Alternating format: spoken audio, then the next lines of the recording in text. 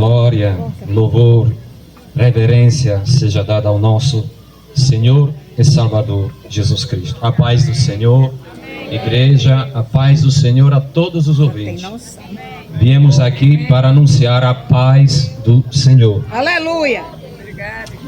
Cada vez mais fica difícil, irmãos, poder a igreja se reunir em praças públicas. Os tempos estão deixando tudo isso muito mais difícil. Mas aprove a Deus nessa noite nós estarmos aqui. Aleluia! Para a glória do Senhor. Então agradeço a Deus, agradeço aos irmãos que estão me dando essa oportunidade.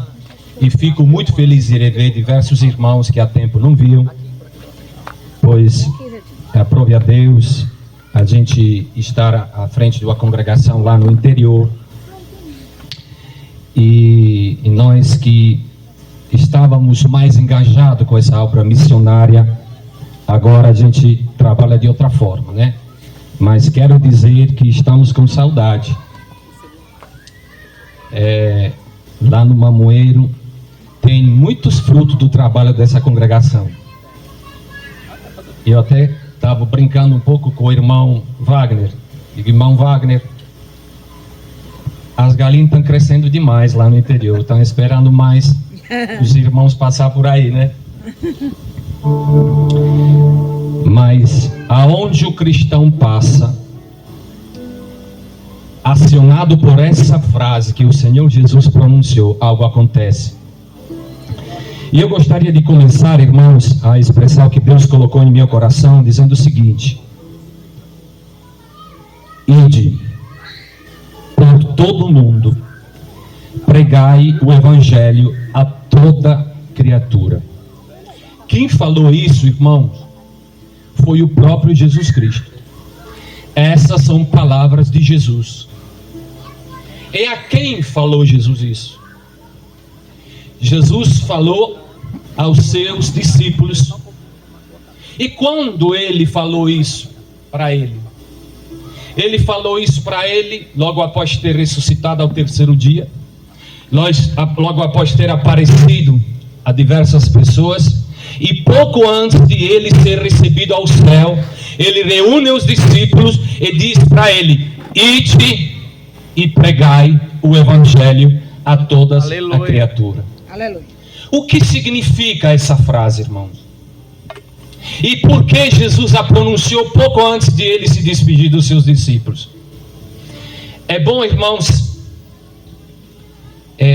para quem gosta mais de se aprofundar nas Escrituras, saber que o Novo Testamento ele foi escrito em língua grega. E o idioma grego ele é um idioma que contém diversas palavras que são polissêmicas, em outras palavras, palavras que têm diversos sentidos. E quando nós analisamos literalmente o que significa esse ide e pregai o evangelho, isso daqui é para a igreja, isso daqui é para nós. Sabe o que quer dizer? Quer dizer exatamente o seguinte: o que vocês viveram comigo até agora, aquilo que iniciou-se desde que vocês começaram a andar comigo, essa mudança, essa transformação que iniciou-se dentro de vocês agora, bem, agora vocês precisam ir e manifestá-la a todas as pessoas. Aleluia! Não é um convite, não é uma oportunidade, é uma ordem que o Senhor Jesus está dando aos seus discípulos. É uma palavra baseada no imperativo. Quando cada crente escuta o ide, o verdadeiro crente, aquele que verdadeiramente ouve essa transformação em sua vida, aquele que verdadeiramente recebeu Jesus Cristo e começou essa transformação, quando ele ouve o ide, ele sente dentro dele um impulsionar tão grande, tão forte, uma chama tão grande, que não pode ficar quieto, calado e parado. Tem que transmitir aquilo que Cristo fez nele, porque a pregação não é só por palavra, mas é também por vida. A sua vida é uma pregação. Aleluia! O verdadeiro cristão, ele acorda com o ID, ele almoça com o ID, merenda com o ID, anda com o ID, dorme com o ID. O ID permanece batendo em seu coração sempre. Aleluia. Não é somente a noite de cruzada, não é somente o domingo do evangelismo. Esse ID que está bem estampado aqui nessas cruzes, na verdade, ele arde em cada crente que verdadeiramente tem a presença de Cristo Jesus. E outra coisa, quando você, meu irmão que está aqui presente, porque o Senhor nessa noite quer falar com todo mundo, quando você escuta dentro de você essa vontade de ir, não é ninguém mais a não ser Jesus, porque quem pronuncia isso é Jesus. Você pode ficar tranquilo, você não fica confundido. Quando você ouve o ID, é Jesus. É Jesus. É o imperativo. Você precisa dar continuidade. E outra coisa, quando Jesus falou essa frase aos discípulos, ele falou com um teor, irmãos, de urgência. O ID, irmãos, é hoje, é ontem, é amanhã, é toda hora. É urgente que nós saiamos para pregar o Evangelho. Aleluia. Glória a Deus. Essa questão de urgência, ela está baseada sobre o que está acontecendo no mundo, irmãos. Sobre o que vem acontecendo, sobre o que irá de acontecer. Desde o início do ano até hoje, mais de 15 mil pessoas no Brasil tiraram a sua própria vida, se suicidaram. Desde o princípio desse ano até hoje, mais de 40 mil pessoas já faleceram por causa de drogas, bebidas e outras drogas.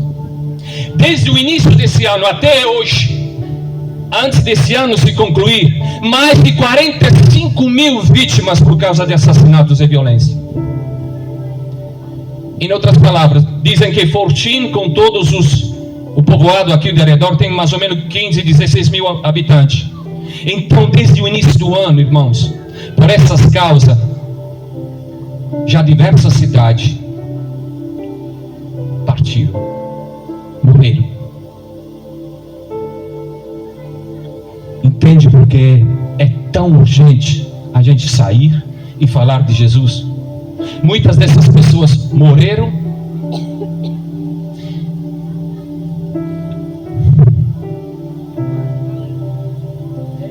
e a verdade de Cristo talvez foi anunciada, não foi anunciada, nós não sabemos.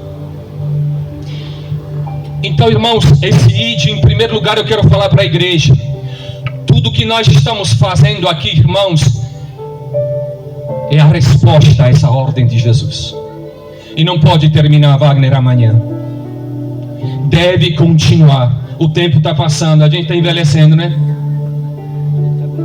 Mas essa chama precisa arder nas novas gerações, até a vinda do Senhor. Agora,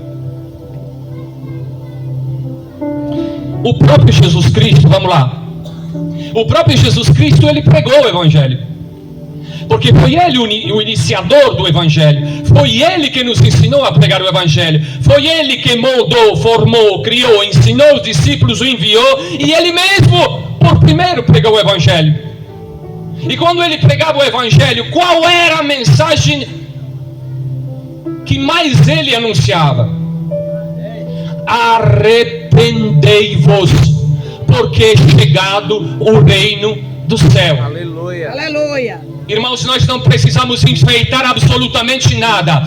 Esta é a mensagem toda poderosa para transformar e trazer as pessoas a refletir sobre o que é a vontade de Deus. E Deus desde sempre quis e quer que a humanidade se salvasse, e para que esse processo acontecesse, tinha que se arrepender. Meu amigo que está me ouvindo nessa noite, você precisa se arrepender. Nós precisamos nos arrepender, porque o reino de Deus está perto, está próximo, chegou. Então a mensagem de Cristo é o arrependimento. E o que é o arrependimento, irmãos? O arrependimento, irmão, não é nada mais e nada menos que Deus tem razão e nós estamos errados. Quando eu analiso a minha maneira de viver e analiso a verdade revelada pela Escritura, eu preciso reconhecer que eu estou errado e Deus está certo, sempre esteve certo. Aleluia. Glória a Deus. Vivemos em um tempo onde a verdade se tornou mercadoria raríssima. Estamos fartos dessa frase fake news, não é isso? As falsas notícias não são de agora, desde sempre estão sendo anunciadas à humanidade para trazer à humanidade uma falsa verdade ou para não deixar a humanidade se aproximar de Deus. Mas aqui nesta noite é noite de verdade. O Senhor está na praça. Aleluia. E a verdade é a seguinte: que toda a humanidade está errada e Deus está certo. Deus está certo. Deus está certo quando diz não é para mentir.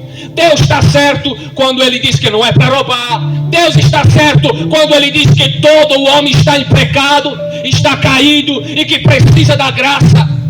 Deus está certo. E dando uma passagem assim, caminhando um pouco nas Escrituras, nós encontramos com pessoas, e está nos relatado no livro da verdade a respeito dessas pessoas que tiveram esse encontro com a verdade. Que não se lembra da mulher samaritana? Quantas vezes você não pregou a respeito dela, não é isso? Todos nós um dia estávamos na condição dela, carregado com um histórico, com um passado que não tínhamos tanta vontade de expressar aos outros, né? Todos nós tínhamos muita coisa para nos envergonhar, para poder evitar que os outros soubessem. Assim como essa mulher foi buscar água e no horário onde havia tanta probabilidade de não encontrar ninguém, porque carregava essa identidade de uma mulher que tinha já se casado 5 vezes e tal, e tal, e tal, e tal. Ninguém gosta de ser lembrado das suas falhas, não é isso?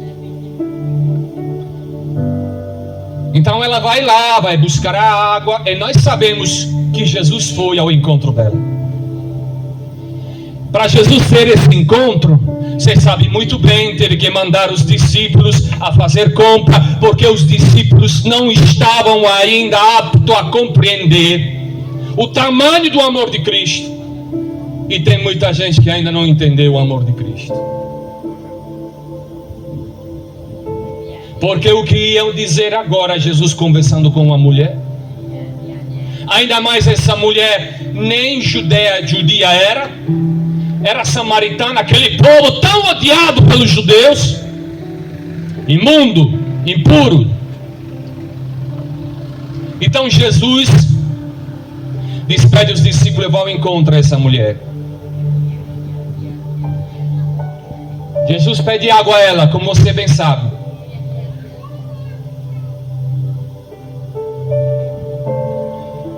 E aí Jesus diz para ela que eu tenho algo para te dar, é uma água. É uma água diferente. É uma água que dentro de você vai produzir um milagre tremendo. Você não vai mais precisar vir aqui pegar água. A mulher responde que quer dessa água. E Jesus revela a ela parte da sua vida. Aquela vida escondida que ela quer esconder, né? Vai para casa, chama teu esposo. Você já teve 5, não é esse que está agora, nem seu é, né? Então aquela mulher não quer falar do assunto, quer evitar o assunto e diz para Jesus: então tu é o profeta, não é? Aí, para evitar de entrar nos detalhes da vida dela, ela começa a questionar com Jesus, dizendo assim: dizem que nós devemos adorar em direção ao Monte Gerizim, mas vocês dizem que nós temos que adorar em Jerusalém. Que tem razão? Quando as pessoas não querem admitir os próprios erros, aí procuram encontrar algumas desculpas. E a mulher botou a religião na conversa, como para dizer: Jesus, vocês têm que se encontrar, porque dizem que vamos adorar de uma forma, outros dizem que é outra. Quem é que tem razão? Aí Jesus responde para ela: é verdade. Até hoje se adorava em direção a Jerusalém, bem ao sul da onde eles estavam. Em frente a ele tinha o Monte Gerizim. E os samaritanos eles criam em parte do Pentateuco, não acreditavam corretamente. Jesus disse para ela que não era desse jeito, mas chegou a hora. E aqui, irmãos, é difícil compreender a plenitude do amor de Cristo.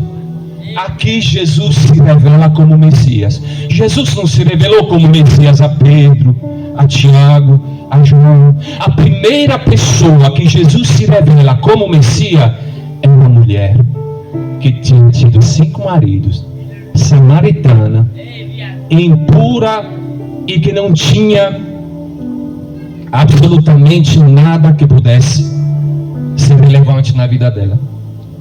A uma pecadora com P maiúsculo, a essa Jesus vai e diz para ela: eu sim sou o Messias, eu vim para implantar o meu reino e tu cabe no meu reino. Eu vim aqui porque eu te quero no meu reino. Aleluia. Eu vim aqui porque enquanto os outros e as religiões não te deixaram, ou para melhor dizer, te deixaram fora, eu vim aqui porque eu quero que você esteja comigo. Eu quero te levar para o meu reino. É essa a mensagem. É essa mensagem que eu quero que os ouvintes escutem. É essa mensagem que eles precisam perceber a respeito desse Jesus que veio para você, veio para você, veio para você, veio para você. Não importa se é uma janela fechada e você está do outro lado da janela, mas essa voz ninguém vai parar, vai te encontrar. Assim como Jesus andou para aquele caminho aonde não deveria ter ido, mas Jesus foi e Jesus veio, e essa voz chega até o teu coração te dizendo: ele veio para você, sim, para você. Não importa o teu histórico, ele tem água viva nessa noite, ele tem como fazer jorrar dentro de ti agora uma nova vida. Aleluia.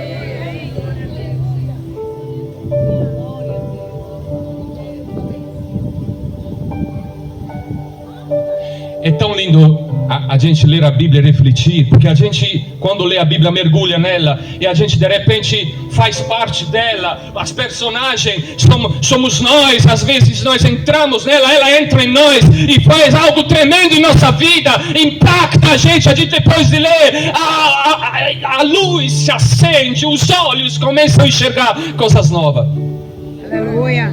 Pedro, 5, 6 horas da manhã, quem sabe 7, era tão cedo, estava cansado, ele, quem sabe, estava procurando palavras para poder dizer à esposa dele: olha, não pesquei um peixe, eu não sei como nós vamos fazer para pagar as dívidas, eu não sei como nós vamos fazer para pagar os impostos, para comprar comida. Mulher, eu não sei, eu sei só que passei a noite inteira,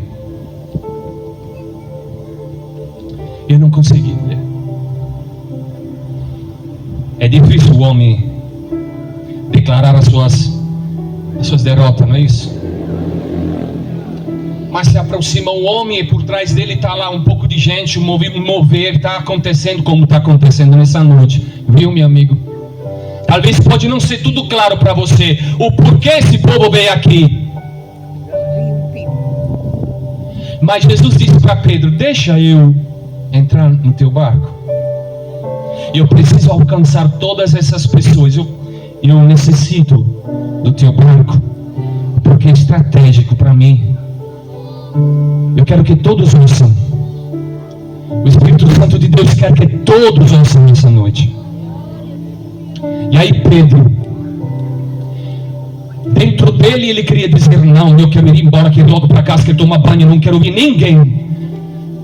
Mas não é que foi mais forte do que ele a decisão de dizer sim, porque do jeito como Jesus falava, irmão Augusto, do jeito como Jesus se apresentava, não dava para dizer não para ele. Não tem como se faz a dizer não ao amor de Cristo. E Pedro deixou ele subir no barco. Jesus pregou, Pedro estava lá, e eu não sei se Pedro prestou atenção a todas as palavras que Jesus anunciou. Entendo que ele estava cansado, quem sabe ele estava dizendo, bora, termina logo o culto. Mas quando Jesus termina o culto, começa com Pedro. Aí diz, Pedro, bora Pedro, agora eu tenho algo para ti. Algo diferente, algo que você não vai entender. Bora dentro do barco. Mas não dá, Senhor, lavamos já as redes. A noite é oportuna para pescar, de dia não. Bora Pedro.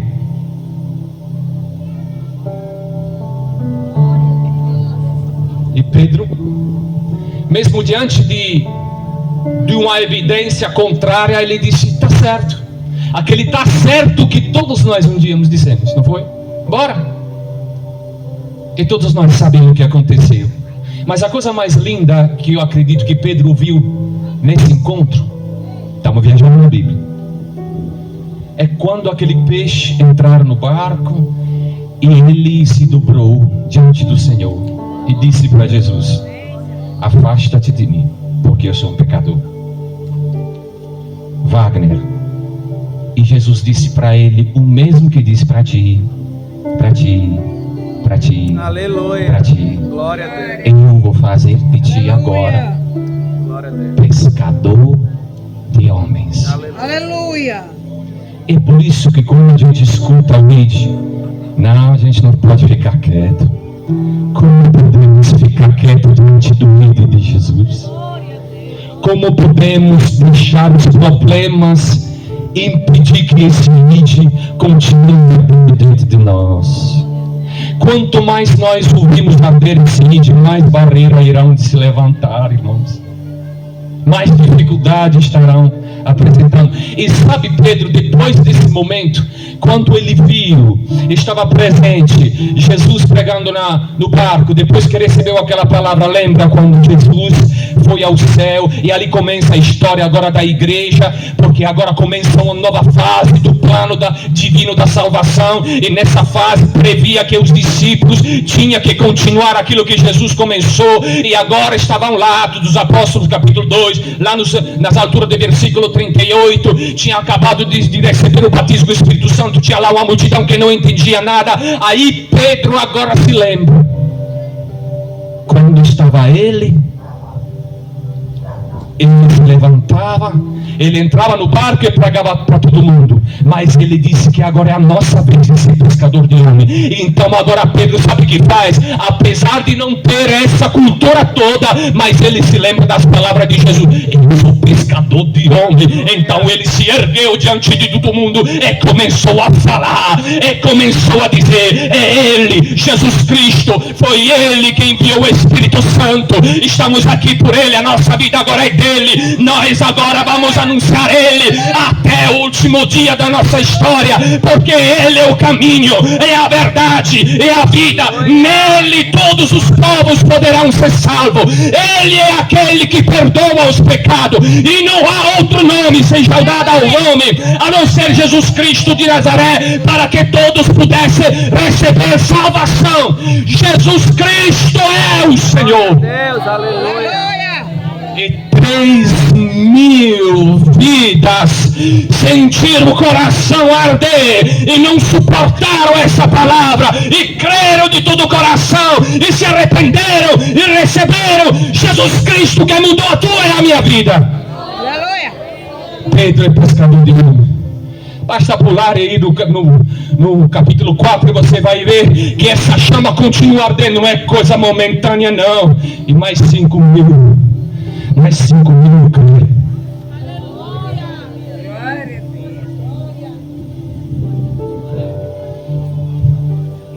Aleluia. Deixa eu beber um pouco de água. tem muita gente que se pergunta: eu não consigo ver Deus, onde está Deus?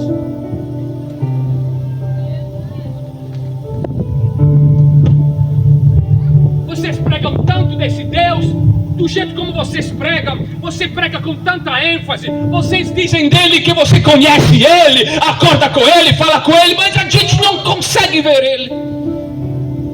Quem sabe essa pergunta que está ardendo no coração de alguém: há muito tempo eu procuro Deus, mas não encontrei. Como poder encontrar Deus?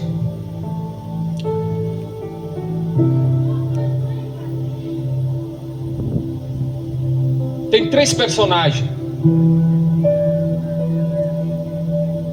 que eu quero lhes falar agora rapidamente a respeito dessa busca de Deus, é para que a gente possa compreender a respeito dessa resposta. Eu quero vos falar rapidamente de um hortelão, e eu quero vos falar de um estrangeiro, é de um homem que aparentemente era um comprador de peixe. Maria Madalena foi ao sepulcro, queria embalsamar o corpo de Cristo, mas quando ela foi, encontraram a pedra removida, o túmulo estava aberto, o corpo de Jesus não estava lá, e estava lá um mancebo, um homem com vestes brancas, que disse para ele: ele não está mais aqui. Agora vá, anuncia aos irmãos que ele está vivo. E ela estava tomada de dor, chorando a caminho. Cadê Deus agora? Eu sei que toda a minha esperança estava em Jesus, mas está morto. Agora nem o corpo dele mais está aqui. Cadê Deus agora? Cadê Deus quando acontece, infelizmente, em nossas famílias, em nossas casas, percas graves? Cadê Deus? E o choro toma conta, a dor impede de contemplar. Mas aí Jesus estava perto e chamou Maria Madalena, Maria Madalena, te chamou por nome, e ela se virou, e ela achava que era o hortelão, porque na mente dela, ela esperava, quem sabe, Jesus de outra forma, mas estava lá como um hortelão. Do mesmo jeito, os dois no caminho de Emaús, quando eles estavam voltando triste, cabisbaixo, estavam abandonando Jerusalém, estavam abandonando aquilo que era uma esperança que tinha se aceso. Aí aparece um homem que ninguém conhece, um estrangeiro por caminho, e esse homem começou a falar com eles, e os acompanhou pelo resto da caminhada até chegar ao lugar onde eles se reuniram e pediram para ele ficar. Ele entrou, esse homem, juntamente com esses homens. A usança daquela época era quebrar o pão. O hóspede era ele que distribuía o pão, fazia a oração. E quando Jesus fez aquilo, eles entenderam que não era um estrangeiro, mas era Jesus. Aleluia. Os discípulos estavam na beira da praia. Pedro estava na água, esperando algum peixe. Parece que tudo tinha voltado como antes, mas se aproxima um homem e de repente pergunta: licença, vocês não têm peixe? Não tem nada aqui para comer? Não. Pois vá, jogai as redes do lado direito. E 150 e poucos peixes foram pescados. Aí entenderam que aquele homem não era um homem qualquer, mas era Jesus. Aleluia. Às vezes você tem se perguntado: cadê Jesus? Ele nunca se afastou de você, sempre estava do teu lado. Aleluia. Talvez não era como você imaginava, que sabe atualmente ter projetado Jesus de uma forma, não sei o que, mas ele se apresenta com simplicidade única. Nunca o seu abraço te deixou, nunca. Aleluia. E Jesus está aqui. Olha quantos hortelãos, olha quantos homens estrangeiros estão aqui, olha quantas vidas Deus enviou aqui para te dizer que Ele está aqui e quer te salvar. A Bíblia revela que Deus tem um desejo. Interessante, né? O dono de todas as coisas tem desejo? Tem. E o desejo de Deus é que todos os homens cheguem ao pleno conhecimento da verdade e sejam salvos. Deus deseja, Deus quer que você saiba a verdade. E a verdade é que Ele quer te salvar.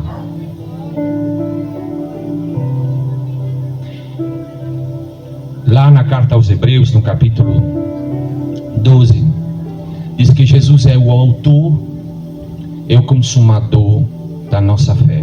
Aleluia. Nele inicia e nele se termina. Mas logo após diz o seguinte: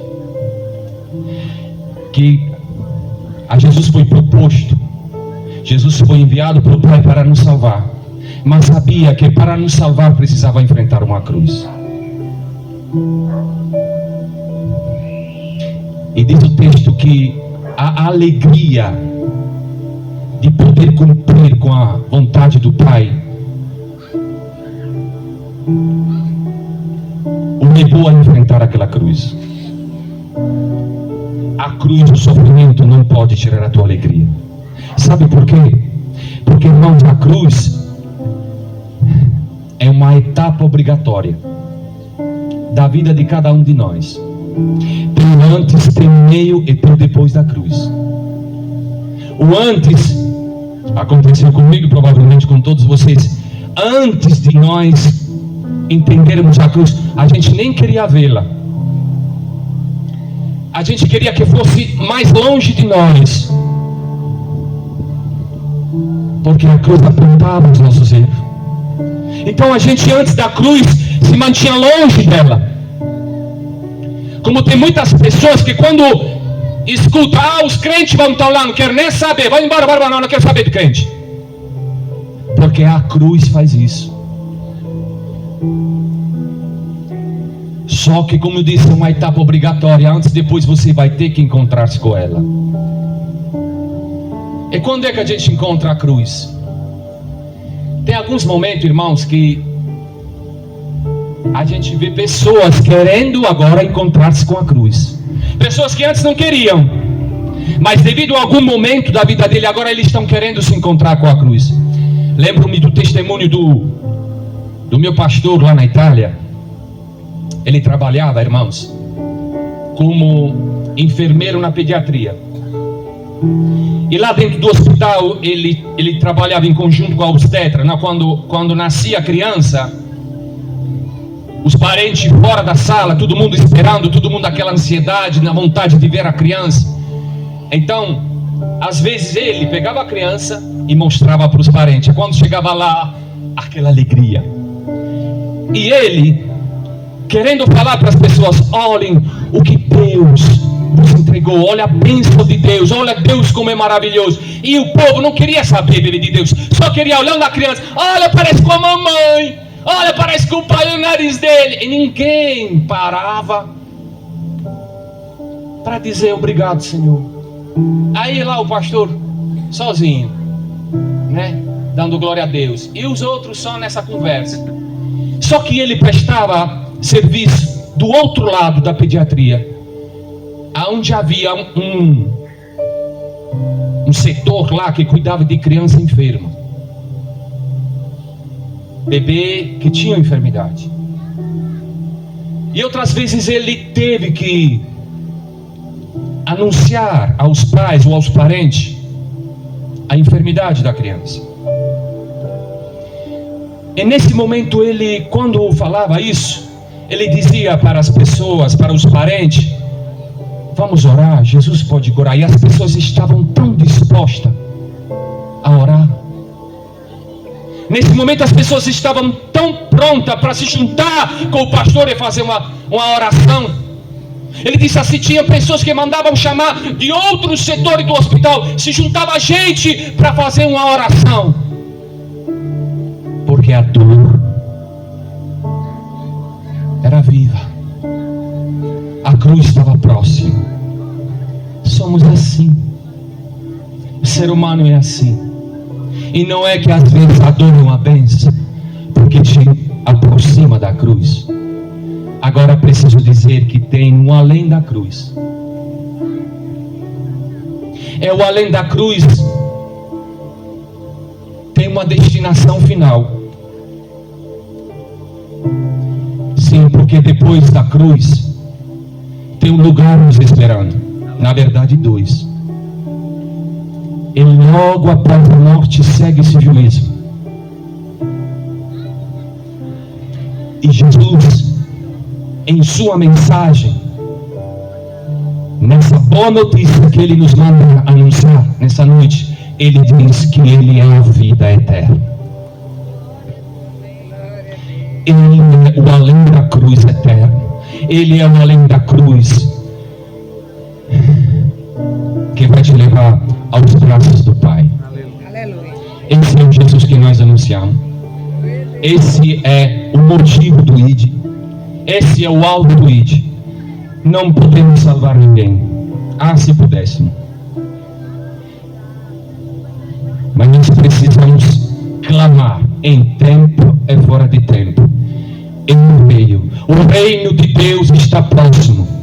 Arrependei-vos. Jesus Cristo está às portas. O tempo está acabando. A cruz está cada vez mais próxima. E a cruz clama nessa noite: venha para o destino de salvação eterna. O tempo está acabando.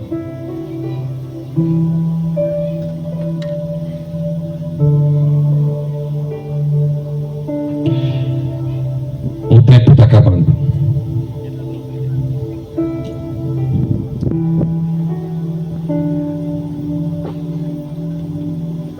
Faz quase 5 anos que me levaram para o hospital com pressa, porque eu estava e não sabia, passando por uma peritonite, se chama na Itália, não sei aqui, quando a apendicite, como se chama? Apendicite, não, quando ela está, como se diz? Estrangulada. Essa aqui mesmo. Estrangulou essa apendicite. Eu quase que eu vou, irmão Augusto. Não queria ir para o hospital, mas a dor era grande. Aí me levam para o hospital aqui, ó. E eu encontro lá um médico que praticamente desenrolou lá o diagnóstico logo sem fazer exame, porque o exame que tinha feito algum dia antes não revelou o que estava acontecendo. E estava lá esse médico que não era português, costarriquenho, é sério, Nicarágua, um homem desse tamanho, do Nicarágua, falava o portunhol igual a eu. Doutor Henrique, talvez alguém aqui sabe o que é. Era 10 horas da noite, o homem tinha uns olhos dessa cor, tinha feito 8 cirurgias naquele dia, estava prestes para terminar o seu serviço.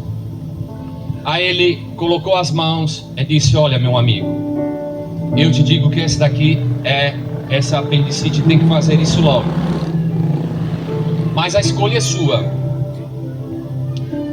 Amanhã vocês podem dar continuidade aos exames, para mim tem que fazer isso logo. Aí eu olhei nos olhos dele e disse para ele: olha, estrangeiro para estrangeiro, se o senhor tivesse no meu lugar, o senhor faria o quê? Faria a cirurgia. Bora então, vamos lá. Irmão, não demorou muito tempo, foi feita a cirurgia. E eu quase queria ir embora. Aí nesse período no hospital, a gente se pergunta, não é, Augusto? Senhor, misericórdia, quase eu vou embora. E a gente sempre quer encontrar uma resposta, não é isso? Crente sempre faz isso. Senhor, por que isso? Tem que ter sempre uma resposta. Eu não vou dizer toda a história porque é longa, mas na ida e na volta, e num quarto do hospital, Célia comigo, Irmãos, nessa história toda, quantas almas para Jesus? 5. 3 a primeira vez e 2 a segunda vez, não foi? Tinha um homem, Wagner, que era um terror para os crentes. Ele zombava de crente, ele gostava, mais de 90 anos, estava lá agora, e numa cama, morre ou não morre. E Deus nos levou para lá. Olha como Deus é bom. Aleluia. Arnon, um cabra que zombou de crente a vida toda, 90 anos zombando de crente, e mesmo assim Jesus manda lá o seu servo. Esse homem sabe o que diz quando nós convidamos a ele a se entregar a Cristo? Eu quero. Glória a Deus. Aleluia. Glória a Deus. Mas antes dele querer, Jesus queria ele. E aí? Você que está me ouvindo nessa noite, vai esperar o quê? Um dia desse eu fui novamente no hospital, porque em uma dessas passagens eu passei mal, me levaram de novo para o hospital e fui fazer um exame horrível. Esse exame é a colonoscopia. Estou já termino com esse testemunho. Eu não sei se alguém fez aqui a colonoscopia, sabe o que eu estou dizendo, que é horrível. É um exame para poder ver dentro do intestino se tiver algum pólipo ou alguma coisa pior ainda. Encontraram pólipos e eu tive que retornar fazer novamente esse exame para ver se cresceram de novo depois de 2 anos. E quando cheguei lá, irmãos, na sala de espera, tinha um homem quase 2 metros alto, magro. E esse homem foi chamado para se preparar para fazer o exame. Logo após foi eu com o meu irmão. E nos colocaram sentados junto, em uma salinha. Tinha ele, a esposa dele, eu e meu irmão. O meu irmão entrou, ficamos eu, a esposa dele e ele. E este homem falava baixinho com a esposa, mas o jeito dele falar, eu digo, eu conheço esse jeito, pois o homem era italiano.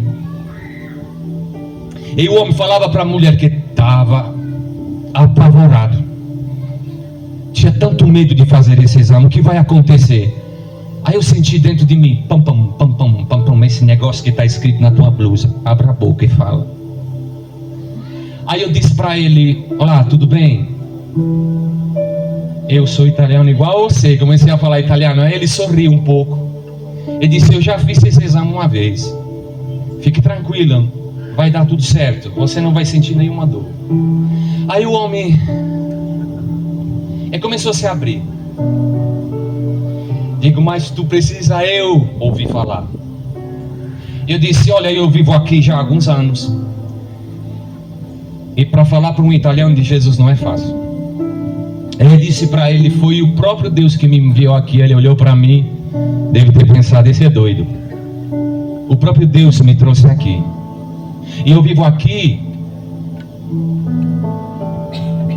e prego a palavra do Senhor.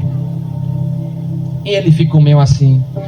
E eu sei que está difícil de entender, mas sabe, aconteceu comigo que eu estava quase na beira da morte. Alguém falou de Jesus para mim, e eu estava em um momento que ou acreditava ou deixava de existir. E eu resolvi acreditar, e a partir daquele momento Deus mudou a minha vida. Então ele me escutou, sabe? Foi fazer o exame. Ele estava com 3 tumores, já em estado avançado. Não sabia. Quando saiu do exame, a esposa dele me chamou.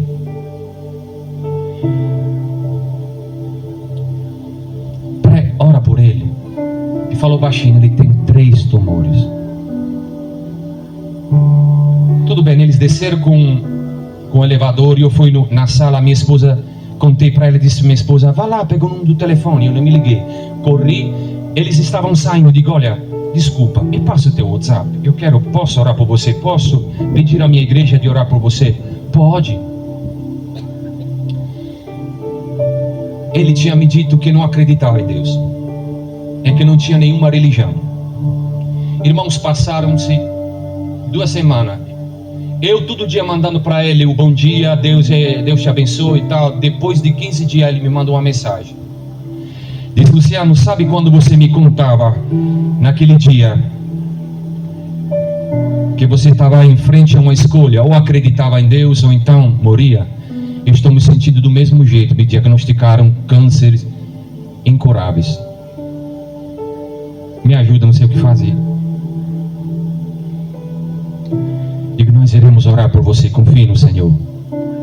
O meu Deus tinha acabado de curar meu sogro.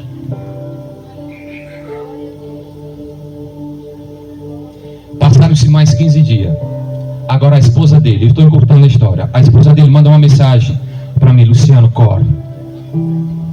Ele está aqui no Aracati. Tem uma sala, não me lembro aquela sala, UTU. Está no UTU. Praticamente não tem mais nada a fazer por ele. Ele está sofrendo muito. Começou a chorar. Digo: a gente chega já já. Eu e a Célia imediatamente pegamos o carro e fomos. Irmãos, quando chegamos no hospital, você sabe, de Aracati tem aquele negócio, parece um semáforo lá, tem que botar um negócio para abrir, você entrar, tem que se explicar, senão você não entra. Quando chegamos lá, irmão, a própria fez sozinho daqui, entra. Nós entramos aí dentro, Deus nos levou até o quarto onde estava esse homem. E antes de chegar ao quarto, a gente estava procurando, se abre a porta, sai a esposa, e do outro lado, o que aparece? Não aparece aquele médico que me fez a cirurgia? E aquele médico me revelou tudo o que estava acontecendo. Ele disse: Luciano, nós estamos subministrando um antidolorífico em dose pequena, porque ele não está aguentando mais. É mutador. E eu disse para ela: deixa eu entrar. Abriu-se a porta, estava lá uma enfermeira com a máscara, só com os olhos assim acesos de fora, aquele olhar que não era tão amigável. Mas nós chegamos à cama, irmãos, era só ossos.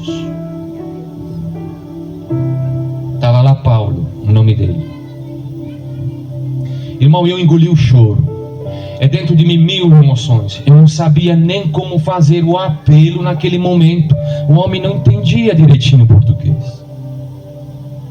Aí eu disse para ele: Paulo,